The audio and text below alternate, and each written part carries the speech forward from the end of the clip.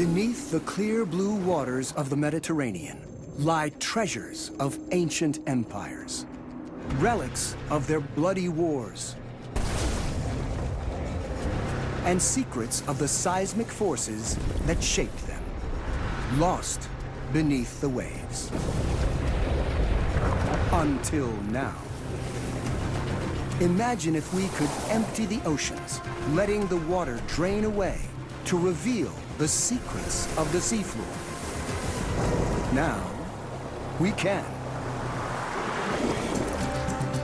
Using the latest underwater scanning technology, piercing the deep oceans, and turning accurate data into 3D images. This time, what apocalyptic disaster triggered the collapse of Europe's first civilization? Can an extraordinary 2,500-year-old shipwreck unlock the secrets of ancient Greece? How did these deadly objects turn ancient Rome into a superpower? And why does the Sin City of the Roman Empire lie abandoned beneath the waves?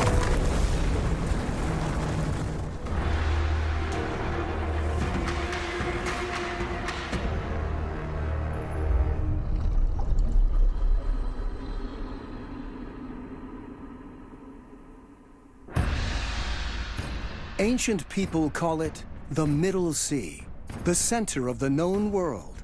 The Egyptians, Greeks, and Romans build mighty civilizations upon its shores. Empires battle for supremacy across its waters.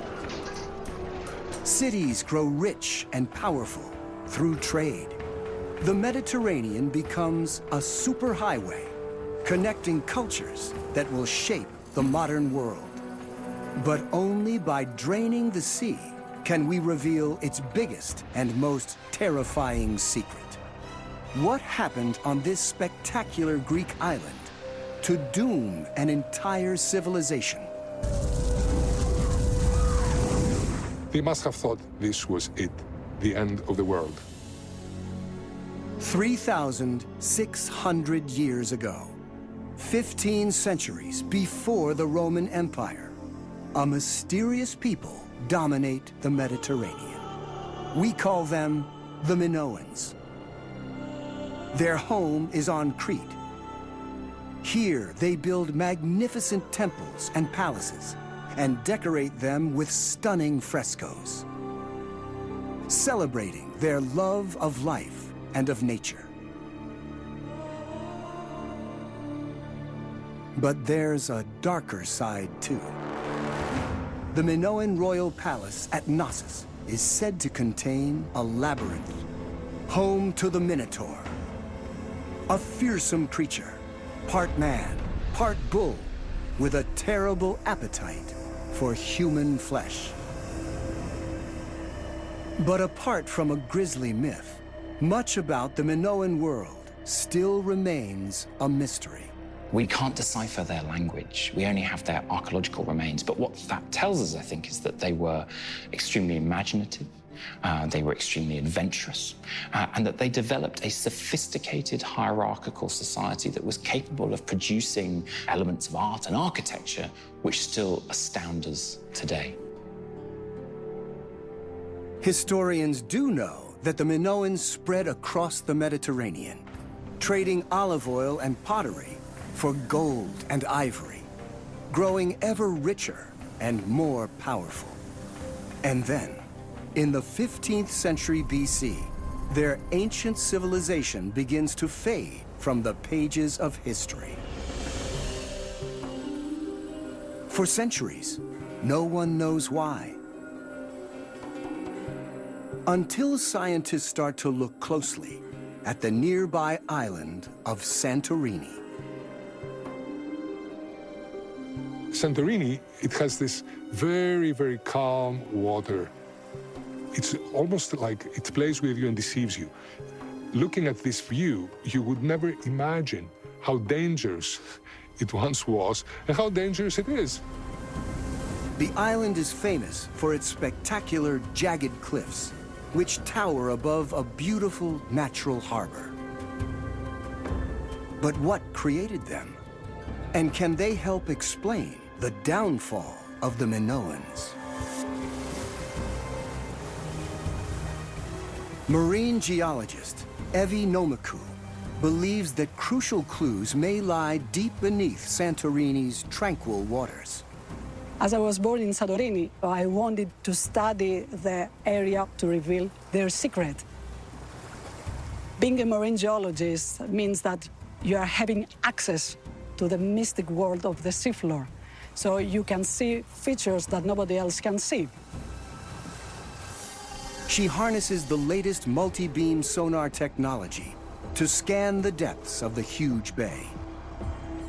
By transforming her data into powerful computer imagery, it's possible to drain away the waters of the Mediterranean.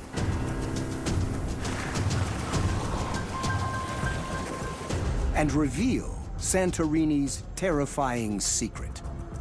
The sheer cliffs tower 1,000 feet above sea level and drop a further 1,000 feet to the seafloor, framing a vast basin large enough to hold 10,000 Olympic stadiums.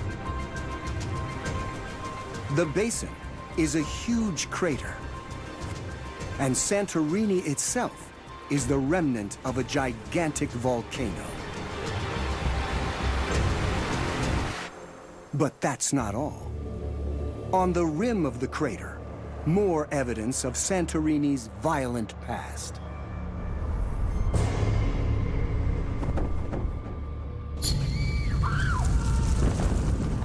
Undiscovered until 1967, these shattered ruins are all that remain of a once thriving city, known today as Akrotiri.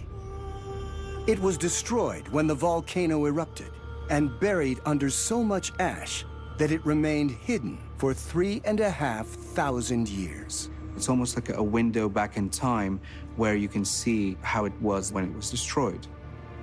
And deep in the ruins, archaeologists discover something remarkable.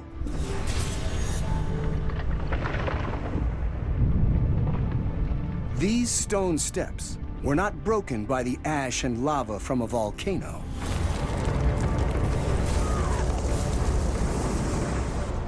They were shattered by an earthquake. When the earthquake happened, everyone fled their town, but then they came back to start rebuilding their homes, and this is exactly what we're seeing here.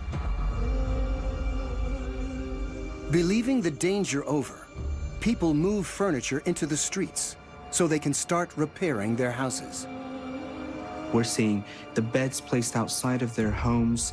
We're seeing the stones and mud getting ready to be used to rebuild these homes. But then they are struck by an apocalypse.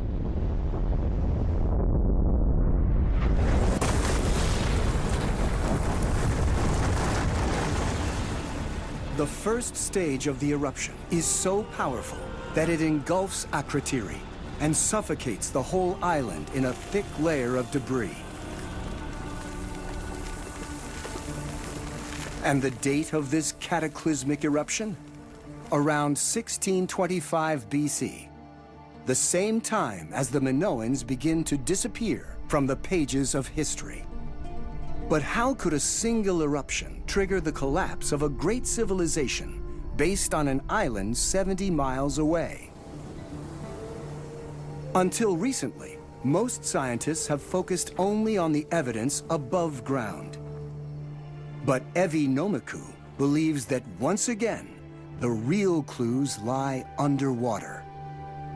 Scientists have been occupied studying only their own land geology, so we are starting mapping the seafloor in order to find out the total volume of that big, destructive eruption. Evi heads outside the Great Crater to hunt for new evidence on the seabed. And what she finds is extraordinary. Proof of the sheer scale of this eruption. As the waters of the Mediterranean recede still further, they reveal wide stone terraces, fanning out from the mouth of the volcano. the size of 20-story buildings. They point to one cause: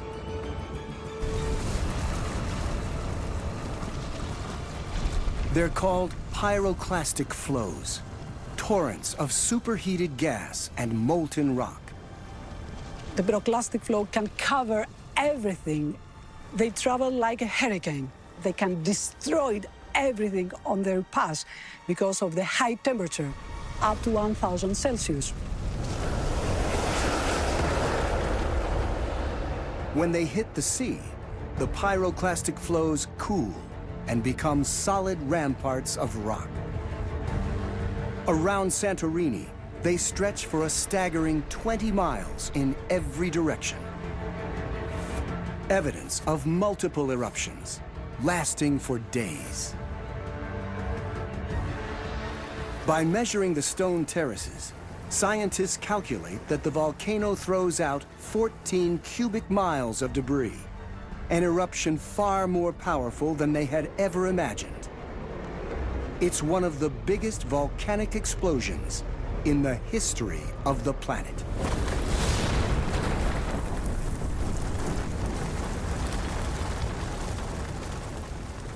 Let's try to imagine what this eruption looked like. If you were sitting somewhere in any of the neighboring islands, it would have appeared like the end of the world. At first, the volcano blasts out a column of superheated debris more than 20 miles high. This huge funnel of black ash and cloud could have been seen going all the way to the sky. Some of the volcanic plume falls to Earth, many miles from Santorini. It would have been raining pumice on the surrounding islands. But now, the volcano unleashes its most devastating surprise. And in its path lies Crete, the center of the Minoan world. 70 miles from Santorini, the Minoans on Crete see the soaring column of ash and smoke from the erupting volcano. But they have no idea of the disaster to come. The volcano blasts millions of tons of lava into the sea, triggering wave after wave of powerful tsunamis. When the tsunami arrived in Crete, they were probably taken totally by surprise. Imagine seeing this wall of water, in some places 10 meters high, advancing in. It must have looked like that this was the end of the world. Totally unexpected. The wrath of the gods. Entire coastal communities are swept away by waves up to 30 feet tall. Ports are destroyed and ships smashed to pieces.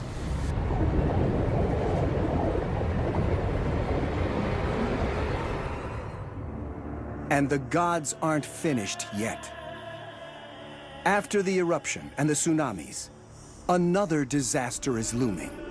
Clouds of volcanic ash cast a deadly pall over the whole Mediterranean, dramatically cooling the Earth. There were a series of effects from the eruption that together fatally weakened the Minoan civilization. A tsunami event, a divine event, the destabilization of their economy, the failure of harvests over several years. That was the moment when Minoan civilization started to die. Without their ports and ships, the Minoans lose their mastery over the Mediterranean. Invaders challenge their power. And as the sun sets on the collapsing Minoan civilization, new powers arise. 500 miles from Crete, just off the coast of Cyprus, the draining waters of the Mediterranean reveal a remarkable discovery, almost 2,500 years old. What can it tell us about the lives, the power, and the pleasures of the ancient Greeks? In the centuries after the fall of the Minoans, the city-states of Greece produced dazzling art and architecture. forging ideas in mathematics, democracy, and theater that still shape our world. The Greeks take to the sea in their wooden sailing ships, risking their lives to explore, colonize, and trade with each other. Hundreds of boats shuttle across the Mediterranean, linking settlements in Africa, Asia, and Europe. They are the lifeblood of Greek civilization. But these ships are a mystery. Only a few remnants have survived to offer a glimpse into how they worked and what they carried. Until now. A shipwreck recently discovered in the seas off Cyprus is helping to bring this lost world back to life. Archaeologist Stella Domistica and her team are unlocking the wreck's secrets. Where did it come from? What was it carrying? And why did it sink? It's pretty deep, so it takes a while when you're diving before you can see the sea bottom. It looks all very higgledy-piggledy. It looks like, well, someone's dropped a whole load of garbage in the ocean. But this apparent chaos is packed with clues about the lost world of the ancient Greeks. This is really fantastic for an archaeologist.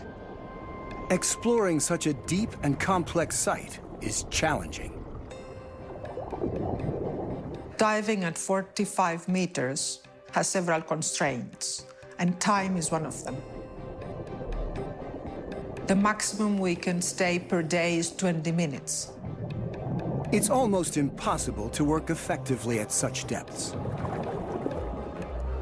So the team explores the site using a technique called photogrammetry, taking hundreds of pictures of the wreck from different angles. So instead of trying to make decisions at 45 meters where your brain doesn't work properly, taking the pictures allows us to have the luxury of diving through the screen of our computer as long as we wanted. Using the unique photogrammetry data, it's possible for the first time to drain the Mediterranean, allowing sunshine to illuminate a site that's been in darkness for 2,500 years. The debris lies in the shape of a ship. Much of the timber hull has rotted away, leaving only its ancient cargo. Hundreds of earthenware jars, known as amphorae, piled neatly on top of each other, many of them still intact.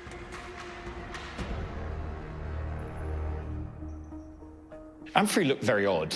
They look very ungainly and not very well designed to be storage jars or certainly container jars on a sea vessel. But they are a design that's evolved over centuries, and actually, if you stack them all really neatly together, they do all make sense. And they were the way that you transported things around the ancient world. Amphorae like this give the archaeologists some vital clues. Their distinctive shape varies, depending on where and when they were made. This one dates from the 4th century BC and comes from the Greek island of Chios, 500 miles from the wreck site. So, what was in it? Although the amphorae are all now empty, they offer intriguing clues about what they once contained. In this case, we have the opportunity to see evidence. This dark coating inside the amphora, we have to imagine that it was all over the inside walls, and it was pitch or resin, so it was a kind of sealant to make these walls waterproof. So we are sure that these are Chian wine containers. Wine from the island of Chios is highly prized throughout the ancient Mediterranean. The wrecked ship is loaded with the equivalent of more than 10,000 modern-sized bottles, a hugely valuable cargo, and a telling insight into the ancient Greek trade in luxury goods. The Greeks loved their wine. This little wreck off Cyprus is the tip of the iceberg of the wine trade. It was an absolutely fundamental part of their society and of all their cultural experiences, whether that be religious or whether it be letting their hair down and having a really good time. The greatest thing about ancient Greeks is their love for life. They like to talk, to think, to discuss, to drink, to party. There was a great profit to be made in making sure that the rich around the Mediterranean world had a good supply of very good wine to drink. Trading in wine and other luxury items makes good money for the Greek city-states. But their ships carry an even more precious cargo as they traverse the Mediterranean and beyond. From Egypt to southern France, they spread Greek ideas and culture that influence Western civilization to the present day. But this cargo never reaches its destination. One of the most important questions that we ask in shipwreck archaeology is why this ship sunk. The biggest clue is the shape of the debris. The way that the jars lie grouped together, rather than scattered about, proves that the vessel didn't capsize. So what did happen? The ships in antiquity were open-decked. The hold was not covered with a deck, so when the waves were very high or we have a storm, then the water was coming in. The ship is most likely overwhelmed by a wave. Pulled down by the weight of all the expensive wine to a watery grave.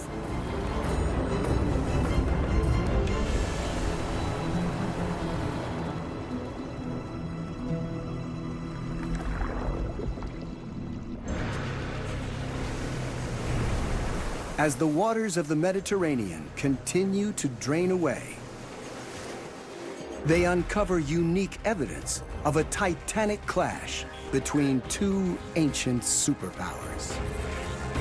This is the site of a battle that would change the course of history. When they saw the Romans in front of them, they had one of these "oh no" moments. What can these bizarre objects on the seabed tell us about the merciless rise of the Romans? The 3rd century BC. Rome already controls mainland Italy and has ambitions to expand across the whole Mediterranean. But its navy is weak. Rome was known as being a terrestrial power, not a maritime power. It was not known for fighting sea battles, but they were set on a militaristic path of maritime control. This brings them into conflict with another superpower of the Mediterranean, the Carthaginians. The Carthaginians were great traders, great seafarers, controlling most of the west and central Mediterranean, and it was that fact that brought them into conflict with Rome.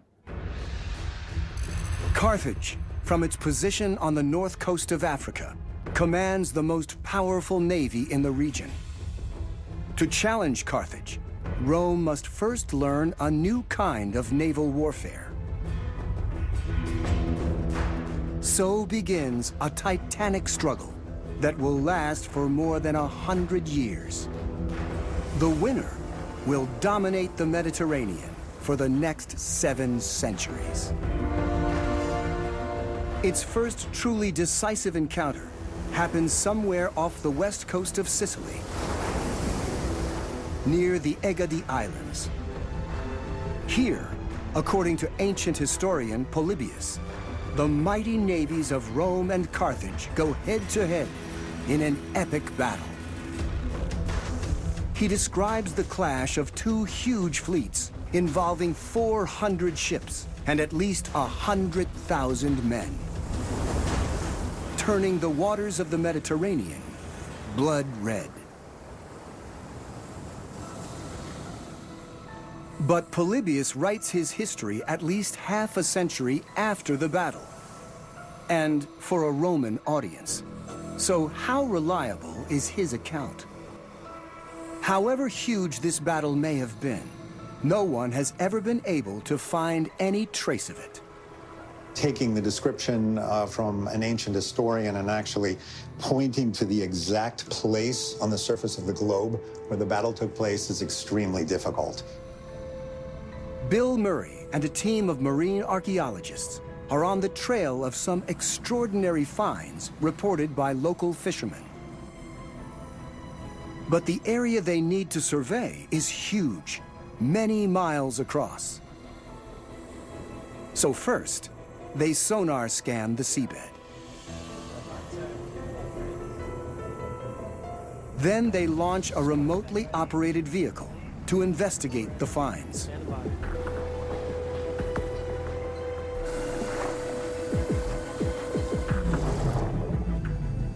As you're watching the live feed of the video from the ROV and it's going across the seafloor, the shapes suddenly pop into view and it's incredibly distinctive. So there's a great moment of excitement as these objects are first seen. They discover a truly astonishing shape, 300 feet down. Yeah. These are the rarest artifacts we have from antiquity. So what is it? Using the data gathered by the expedition, it's possible to pull the plug on the Mediterranean, emptying the waters from around the coast of Sicily. The mysterious object on the seabed comes clearly into view. It's 3 feet wide and made of metal. Its jagged edges suggest a deadly purpose. So these are bronze battering rams. They would have been attached to the front of a ship. And this was the main method of attacking and destroying ships in antiquity. Rams are the super weapons of ancient naval warfare. The large vertical fin is like a splitting axe, and the horizontal fins are like blades to slice through an enemy ship's timbers. You didn't have cannon fire, there were no kind of guns a la Pirates of the Caribbean or anything like that. The only way to take down the enemy ship was to smash a massive hole in the middle of it and let it sink to the bottom. And the only way of doing that was to ram it.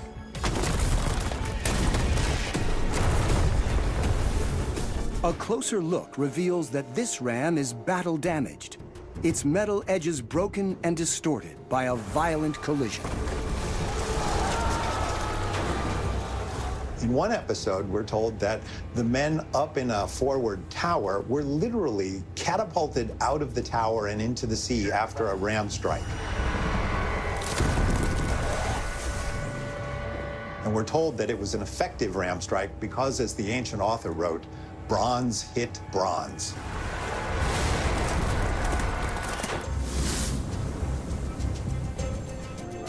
And this isn't the only discovery. Based on data from the survey, draining away more of the Mediterranean reveals a remarkable pattern.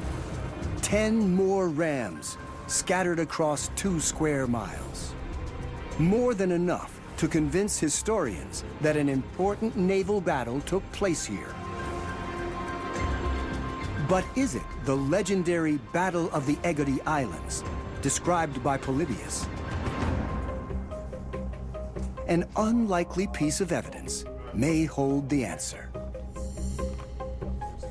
A single amphora storage jar found near one of the rams. By analyzing its shape, archaeologists can narrow down when and where it was made. It's like finding a black box recorder. The team believes the amphora is Carthaginian and dates to the 3rd century BC, the same period as the Battle of the Egadi Islands.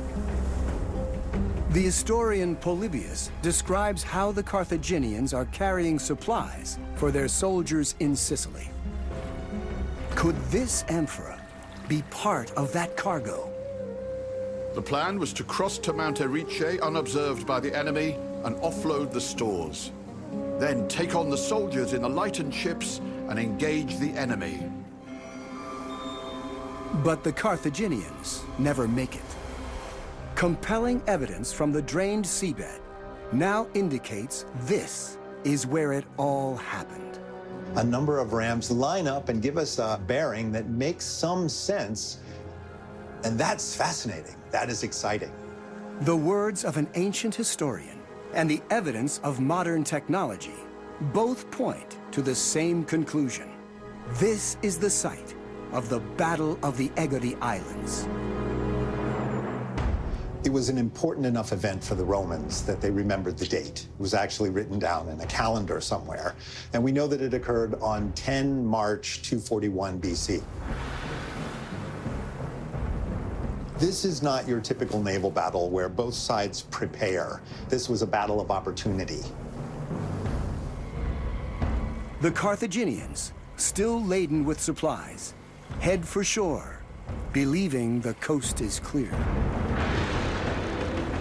But the Romans keep dozens of their ships hidden behind one of the islands. It's a huge ambush. The lookouts spied the Carthaginian ships coming in, and as the Carthaginians saw the Romans in front of them, they had one of these "oh no" moments. So we're talking about tens of thousands of men on board these ships, and they would have lined up across from each other in lines of battle, headed toward each other at a great rate, and smashed into each other head to head.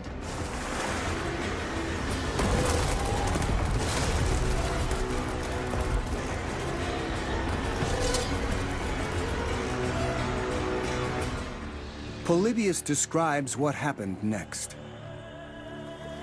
Before long, they were defeated. 50 of the Carthaginian ships were sunk, and 70 captured with their crews, while the prisoners numbered almost 10,000. Another discovery on the seabed is a stark reminder that this epic victory came at a high price in human life.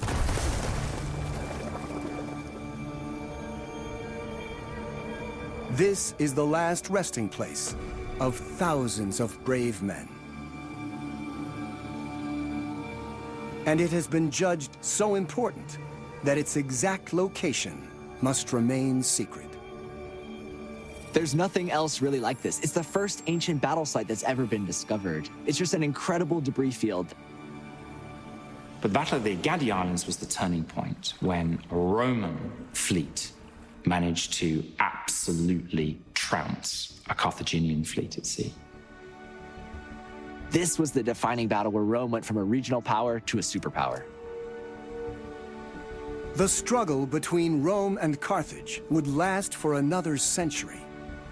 But victory here set Rome on a path to shaping the destiny of Europe for the next 700 years. As the last of its water runs away, the Mediterranean reveals a final secret. What can draining the Bay of Naples teach us about the glory and the decadence of the Roman Empire? 2,000 years ago, Rome has grown far beyond its Italian homeland. Its legions control a vast area, from North Africa to Northern Europe, from Spain to the Black Sea.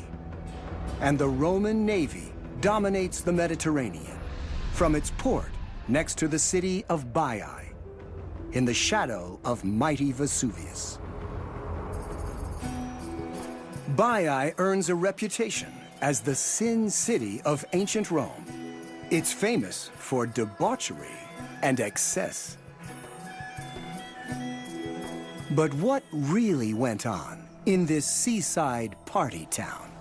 And why does so much of it lie abandoned beneath the waves? Now, marine archaeologist John Henderson is exploring the secrets of this sunken city. starting with the huge harbor walls that once surrounded the city's port. These are built by the Romans. They were incredible engineers. You can still see the artificial construction of this very clearly. You can see the brickwork, overlapping bricks. Amazing.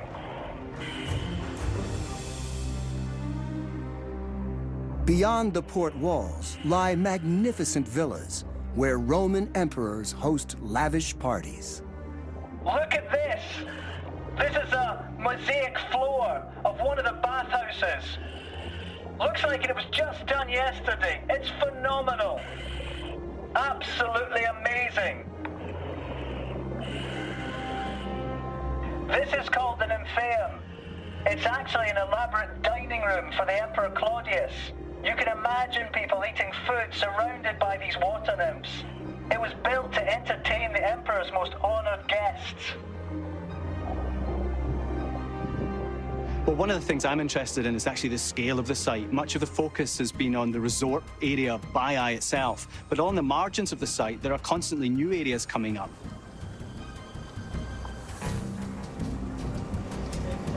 That's it, slow it down. There's a lot down there. So why did the Romans lavish so much wealth on building a pleasure city here? The Romans came to Baiae because of the lovely maritime climate and the thermal springs. But Baiae was also a very important port. It's a natural port. It's one of the best ports on the western coast of Italy at the time. Wealth brought pleasure and excess to this Las Vegas of the Roman world. There were parties, there was drinking, it was a place to get prostitutes. And writers at the time referred to it as a harbor of vice or a vortex of luxury. The famous Roman philosopher, Seneca, is appalled by what he finds. Baiae is a place to be avoided. People wandering drunk along the beach, the riotous reveling of sailing parties, the lakes noisy with singing. But time is running out for this party town. Gradually, many of its most impressive public buildings and private villas are lost beneath the waves. What happened?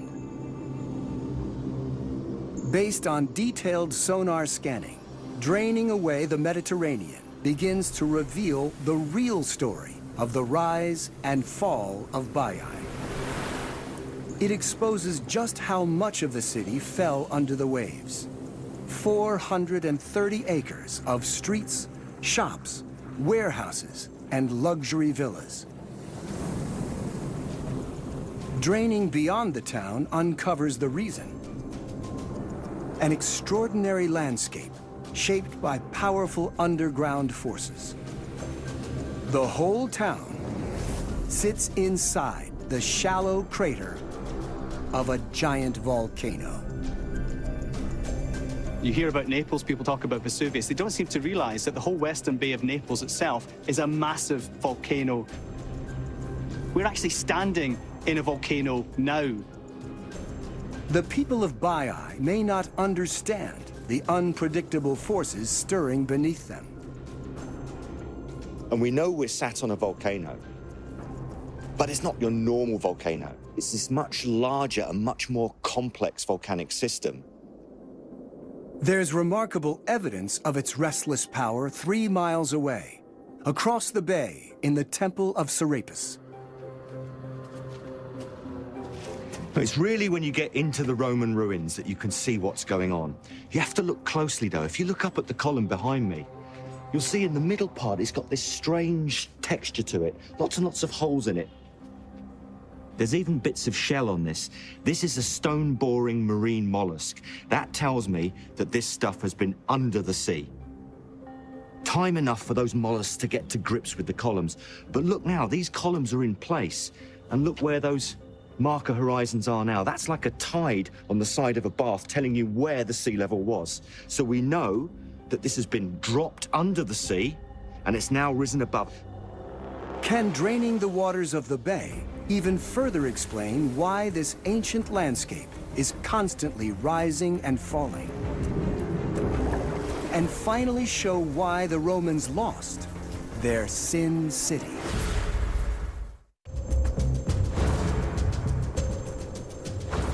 Baiae, once a major Roman port, lies half submerged amid a volcanic landscape.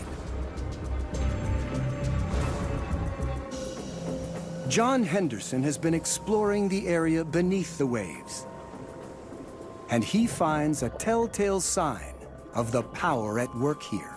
So we've got all these bubbles are coming out of the ground. All this hot air coming up from the seabed. You really get a sense here of the power that's underneath, waiting to burst out. Hot water piling out of the ground under the sea. I've never seen anything like this.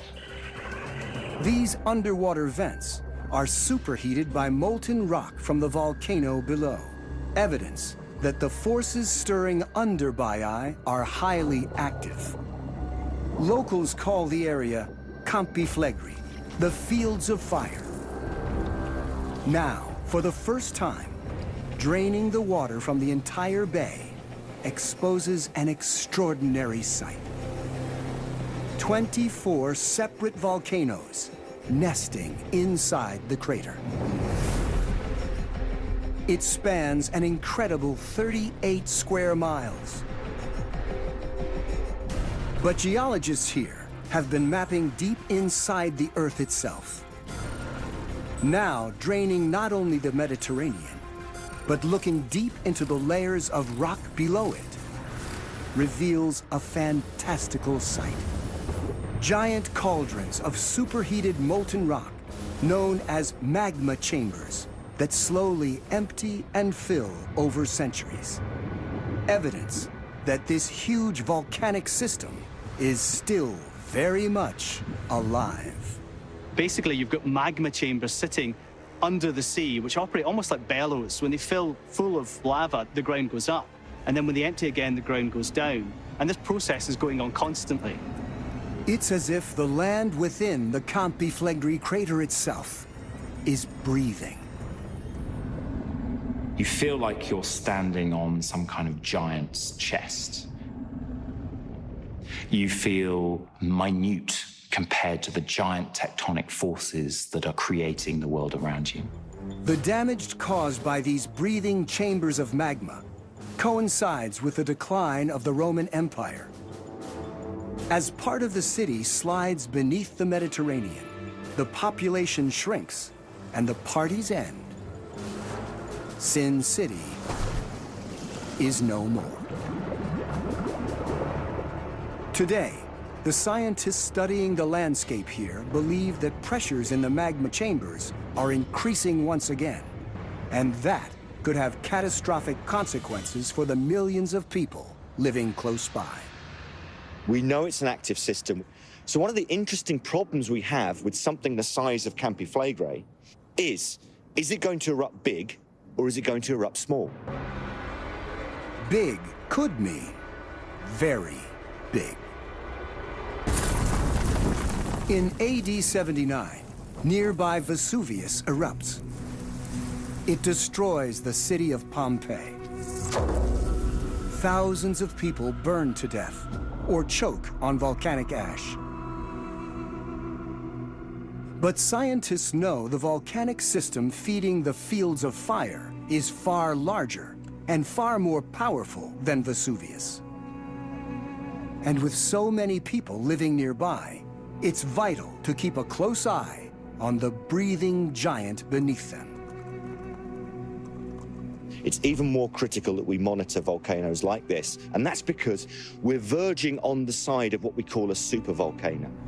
Even the smallest changes in the ground level or its temperature could be a vital warning sign that the unstoppable forces of nature are about to turn ugly. If we had an eruption where these multiple craters evacuated, it would be devastating. It would essentially flatten this area. The eruption could be almost 10 times more powerful than the one at Santorini that shattered the Minoan world.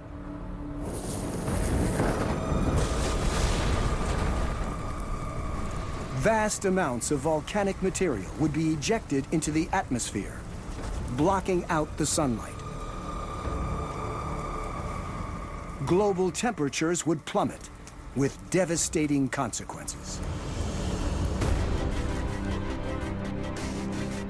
New scanning technology reveals remarkable evidence lying hidden beneath the waters of the Mediterranean, the raw forces of nature still shaping this volcanic landscape. Priceless evidence of the trade that drove the ancient world, and an epic battle that changed the course of history.